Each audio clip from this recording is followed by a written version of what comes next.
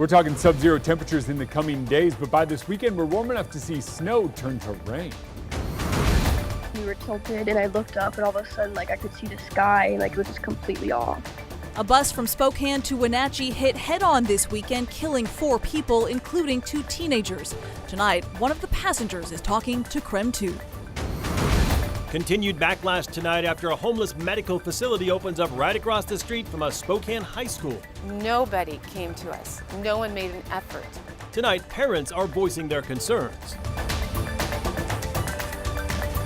Good evening and thank you for joining us for KREM 2 News at 5 tonight. I'm Mark Hanrahan. It's good to have you here. I'm Whitney Ward. KREM 2 is calling for weather impact alerts now for the next 3 days because of the dangerously cold conditions outside. KREM 2's Chief Meteorologist Jeremy Legoo is on top of everything you need to know about this forecast. Jeremy? Well, even though we have really cold nights, the afternoons will be quite mild because of how high our sun is getting in the sky. Clear skies and plenty of sunshine means that we bump back up into the 20s each day. But look at that dew point. It is an exceptionally dry atmosphere. You might notice your lips cracking, your knuckles cracking. That's because of the dryness that we are dealing with. Wind chill currently sits at 16, but that's 16 degrees above zero. However, with overnight lows down near zero and light winds, it is very likely most of the region will feel like it's below zero. And in those conditions, frostbite will set in 30 to 60 minutes. That's quick. That's really, really fast. So you just kind of need to be aware of what's going on with your body if you're outside the next couple of days, especially in the morning. Cold weather advisories in effect for much of northern Washington, eastern Washington, and North Idaho.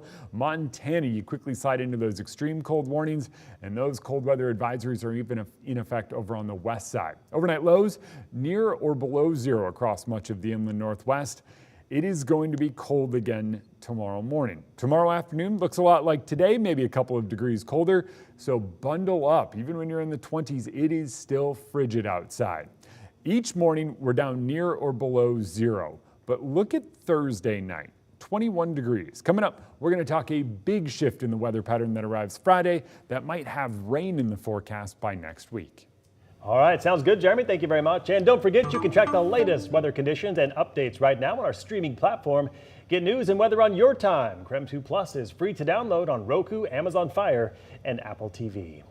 Well, tonight we are learning new details about a deadly bus crash that claimed 4 lives. We've learned that the bus was full of passengers from Spokane. It happened north of the Gorge Amphitheater along Highway 28, which runs right along the Columbia River. Washington State Patrol says a car collided head-on with a charter bus. KREM 2 Shannon Mounty has been tracking this story all day long. Just spoke with a passenger who was on the bus at the time. And Shannon, what'd she have to say? Well, Kaya Allen says she and several other people were on their way to Spokane from Seattle, and in an instant, she was thrown from her seat in a shower of glass. 4 people were killed and several more hurt after a teenage driver crashed head-on into a Spokane charter bus. It happened Sunday afternoon on State Route 28 near Wenatchee, as Kaya Allen traveled home to Spokane from Seattle. All of a sudden, I just felt the brakes slam. And I was like, oh, what the hell just happened? And then bam, just everything, glass went everywhere. There's screaming.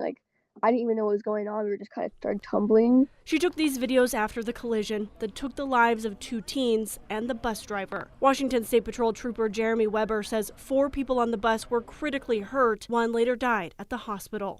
We can't speculate on why the car did, if it was a bad pass, what the reason was. WSP says a Toyota Camry driven by a 17-year-old went into the eastbound lane and collided with the bus. The whole front is completely got blown off. I remember I just realized what happened. We were tilted and I looked up and all of a sudden I could see the sky. Rebecca Niemeyer was right behind the Camry. But it was a no pass zone and they weren't even trying to speed up. There wasn't even any kind of jerky motion when they were right into the bus. Spokane-based Northwestern Stage Lines confirms the bus driver is from Spokane.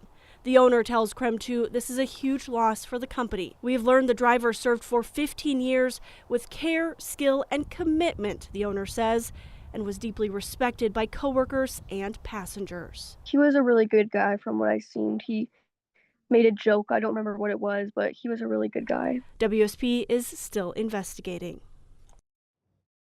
At this hour, the names of the victims hasn't been released. 2 17-year-olds in that Toyota Camry were also killed. Shannon Mowdy, KREM 2 News. Shannon, thank you. New at 5 today, Spokane police are looking for a suspect accused of stabbing a store employee during a robbery. It happened today just before 1 this afternoon on West Francis Avenue. A store employee confronted the suspect on suspicion of theft, and that's when police say the suspect stabbed him before running away. The victim's in the hospital with what are described as non-life-threatening injuries. Spokane police say the suspect is a white male believed to be in his late teens or early 20s, wearing a black sweatshirt and carrying a black backpack. If you recognize him, you're asked to call Crime Check, that number right there at the bottom of your screen. And tonight, the Washington State Patrol investigating the weekend shooting of a man by Spokane police. It all happened in East Central Spokane on Sunday. The Spokane Police Department says officers were trying to arrest a man who was wanted on outstanding felony warrants near the East Central and Lincoln Heights neighborhoods. When officers tried to make the arrest, a struggle ensued, and that's when the officer shot the suspect. Police say the suspect did have a gun. That suspect went to the hospital for treatment. No word on their condition tonight. As part of police protocol, though, WSP is now investigating. A car fire in Omak led to the discovery of nearly 24 neglected dogs. The Omak Fire Department was responding to a vehicle fire when they realized the owner was living in the car along with 21 animals. Police say the owner had been using a propane heater to stay warm. Witnesses say some of the dogs needed CPR. 3 dogs died, and the rest were taken to a veterinary clinic for care. All the animals have been confiscated after authorities determined that living situation was not safe. Omak police are not releasing any information about the owner or the car at this time. A month after opening its doors, a downtown medical respite facility for the homeless is still facing backlash. There are concerns about its location and also a lack of transparency into how it opened. Tonight, families at Lewis and Clark High School, which is just across the street, are meeting with the group that operates that facility. In January, a letter sent to Lewis and Clark families indicated both the school and the district were surprised by the facility's opening and that they were never consulted about that location before the decision was already made. At the time, district leaders wanted to meet with Empire Health before commenting further, but the letter said the district wanted to know more about the center and its potential impacts on students.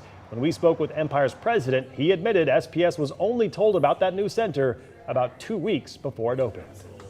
The reality is, if the engagement with stakeholders is largely going to be stakeholders that just don't want to see shelters, there's not a lot of value in having that kind of engagement. It's not really engagement at that point, it's just about notification.